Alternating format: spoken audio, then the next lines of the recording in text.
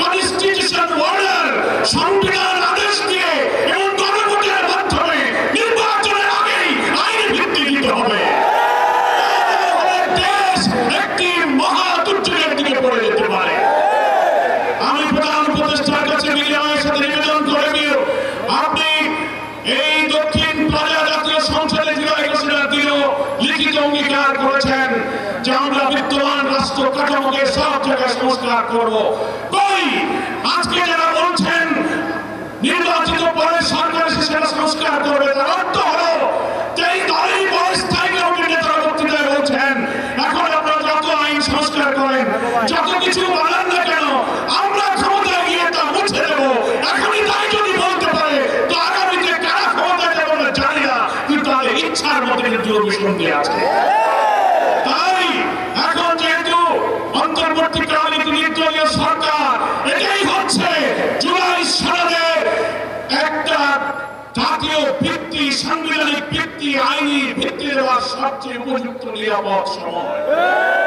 সেই জন্য কোনো অবহেলা না করে আমরা ঐক্যবদ্ধ কমিশনকে এবং সরকারকে, যেহেতু সরকার প্রধানই হচ্ছে ঐক্যবদ্ধ কমিশনের প্রধান, আপনি সকলকে ডাকুন, কোনো সংকট তৈরি না করে আপনি কনস্টিটিউশন অর্ডারের মধ্য দিয়ে, একটা রেফারেন্ডামের মধ্য দিয়ে এখনো সময় আছে, আপনি ইলেকশন এই সনদের ভিত্তিতে নির্বাচন করুন।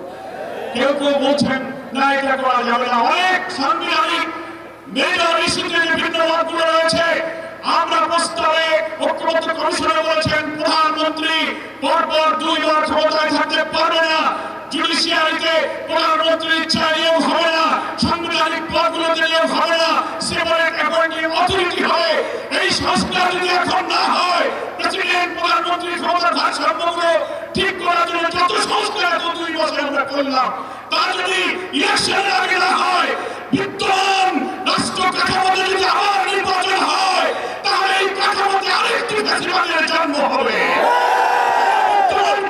নির্বাচন হলে আরেকটি হাসিনার জন্ম হবে, জন্ম হতে দেবে না। সেই জন্য লেভেল প্লেইং ফিল্ড আপনারা মেনটেন করতে পারছেন না। জুলাই সনদের আইনি ভিত্তি দিন, কনস্টিটিউশন অর্ডার জারি করুন, গণভোট দিন, ফ্যাসিবাদের দোষরদের রাজনীতি অকার্যকর করে তাদের কার্যক্রম স্থগিত করুন এবং আপনারা নির্বাচনের পূর্বে প্রতিশ্রুতি দিয়েছেন ভিন্ন মানবতা বিরোধী অপরাধীদেরকে দৃশ্যমান বিচার এই নির্বাচনের আগেই জাতির সামনে দেখাতে হবে। এগুলোই হচ্ছে আপনার প্রতিশ্রুতি বাস্তবায়ন করতে হবে।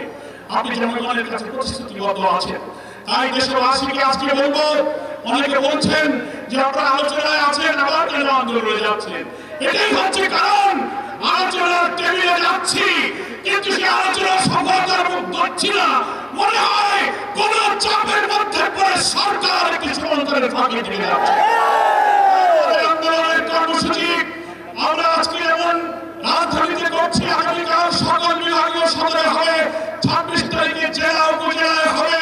দেশবাসীকে এই কর্মসূচি বিপুলভাবে সফল করে গণ আকাঙ্ক্ষা উইল অফ দ্য পিপল, যেটা আমাদের আর্টিকেল 7 এর মধ্যে বলা হয়েছে, এর ভিত্তিতেই জুলাই সনদের আইনের ভিত্তি নিয়ে এই নির্বাচনী হতে হবে। আমরা ফ্যাসিবাদের রাষ্ট্র কাঠামো সংশোধনের জন্যই এত রক্ত দিয়েছি, এত জীবন দিয়েছি। এখন যদি 2 মাস 3 মাস সংস্কার করার পর একটি দল ভয়ে এটা পরে হবে, তাহলে এতদিন আমাদের কেন পরিশ্রম করালেন? সেই জন্যই আমরা বলছি আমাদের আন্দোলন এটা রাজনীতির অংশ, it is the part of politics. আমাদের আন্দোলন জনগণের আকাঙ্ক্ষা তুলে ধরার জন্য, আমরা আলোচনার টেবিলে নিষ্পত্তি হওয়ার জন্য আশাবাদী, আমরা নিরাশ নই। দাবি পিয়ার মানতে হবে। 70% লোক সার্ভেতে বলেছে পিয়ারের পক্ষে, 31টি দলের 25টি দল পিয়ারের পক্ষে। আপনারা বলছেন পিয়ার খায় না, মাথায় নেয়। আপনারা বলছেন যে দেশের লোকেরা ভোট ইভিএম বোঝে না, তারা পিয়ার বোঝে না, কোন রাজনৈতিক ব্যক্তিত্ব সম্পর্কে লেখা বলতে পারে না। আমরা জানিয়ে দিচ্ছি গণভোট দিন, পিয়ার পক্ষে আছে কি বিপক্ষে আছে। জনগণ যদি পিয়ার মানে তো আপনাদেরকে মানতে হবে, বিপক্ষে যায় আমরা যে বাস্তবিকতা মেনে নেব। কেন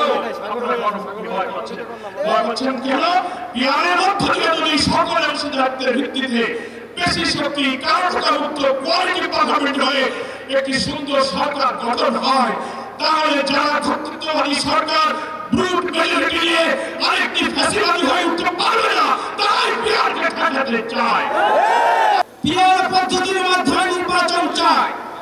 তার অন্তর্বর্তীকালীন সরকারের প্রধান কোন কারণে 73% মানুষের আকাঙ্ক্ষাকে পদদলিত করে পছন্দ মতো একটা রাজনৈতিক দলের নির্দেশ বাস্তবায়ন করতে চাচ্ছেন, আমরা তা বুঝতে পারি, আমরা তা জানি।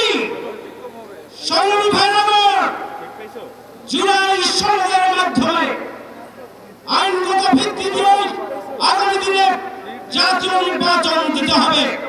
যে জুলাইয়ের গণঅভ্যুত্থানের মাধ্যমে অন্তর্বর্তীকালীন সরকার ক্ষমতা এসেছে, অন্তর্বর্তীকালীন সরকার তার ক্ষমতার 1 বছর পূর্তি করেছে। সেই অন্তর্বর্তীকালীন সরকার জুলাই সনদ, জুলাই ঘোষণাপত্রের আইনগত ভিত্তি যদি না দেন, তাহলে অন্তর্বর্তীকালীন সরকারই অবৈধ সরকার হিসাবে এদেশের জনগণের কাছে বিবেচিত হবে। সংগ্রামী ভাইরা, যে যুগপৎ কর্মসূচি ঘোষণা হয়েছে, 3 দিনের কর্মসূচি, আজকে প্রথম দিন ঢাকা মহানগরীতে সমাবেশ, দ্বিতীয় দিন 19 তারিখ সারা বাংলাদেশের বিভাগীয় শহরে সমাবেশ এবং মিছিল হবে, 26 তারিখ উপজেলা এবং জেলায় জেলায় বিক্ষোভ মিছিল এবং সমাবেশ হবে। আমরা আন্দোলন সংগ্রামকে সফল করেই অন্তর্বর্তীকালীন সরকারকে জন আকাঙ্ক্ষা পূরণে 5 দফা দাবি আদায় বাধ্য করবো আমরা ইনশাআল্লাহ। আমরা আন্দোলন শুরু করেছি। আন্দোলন কাকে বলে, কত প্রকার কি কি, অন্তর্বর্তীকালীন সরকারকে হুঁশিয়ার করতে চাই, আমরা আপনাদের বাসভবন ঘেরাও করতে দ্বিধাবোধ করব না, পালানোর জায়গা পাবেন না। পিয়ার পদ্ধতি সহ 5 দফা দাবিতে জামায়াত ইসলামীর